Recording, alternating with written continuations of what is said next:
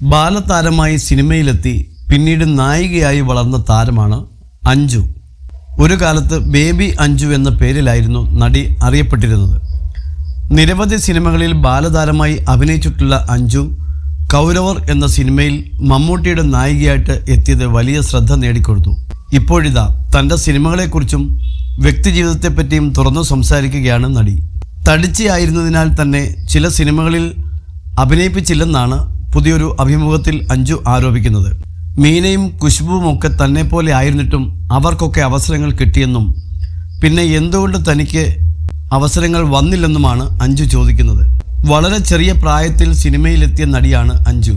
നിരവധി സിനിമകളിൽ ബാലതാരമായി അഭിനയിച്ചതിന് ശേഷമാണ് നടി നായികയായി മാറുന്നതും.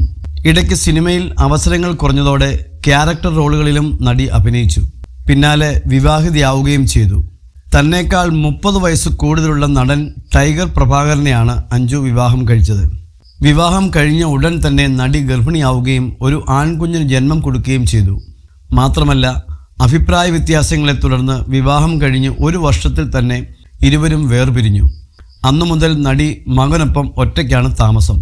കഴിഞ്ഞ കുറേ വർഷങ്ങളായി സിനിമയിൽ നിന്നും മാറി ജീവിക്കുകയായിരുന്നു അഞ്ജു. ഇപ്പോൾ ഒരു യൂട്യൂബ് ചാനലിന് നൽകിയ അഭിമുഖത്തിലൂടെ തുറന്നു സംസാരിക്കുകയാണ്.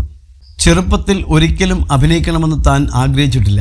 6 to 60 എന്ന സിനിമയുടെ 100ാം ദിനം ആഘോഷിക്കാൻ ഞങ്ങൾ കുടുംബസമേതം പോയിരുന്നു.